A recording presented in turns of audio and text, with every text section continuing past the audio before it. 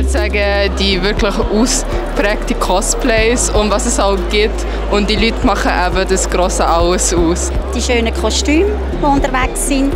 Und die Leute, die so viel Arbeit investiert haben in die Kostüme, finde ich sehr toll. Auf die verschiedenen Kostüme, was so die anderen gemacht haben im letzten Jahr.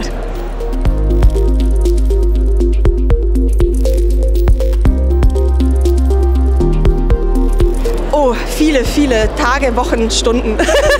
Lange. Also das kann man pauschal gar nicht sagen, weil ich die Zeit jetzt nicht mitgerechnet habe. Aber auf jeden Fall ist es alles selber gemacht. Also lange. Aber das ist Hobby und das macht Spaß und man kann sich einfach kreativ austoben. Das ist super. Ja, bei mir auch. Und es ist einfach so ein schöner Ausgleich, abends mal entspannen, so 2-3 Stunden dran arbeiten. Das ist schön, ja. Für Batman haben wir 3 Monate gehabt, für Geistjäger mit der ganzen Ausrüstung etwa ein halbes Jahr oder mehr.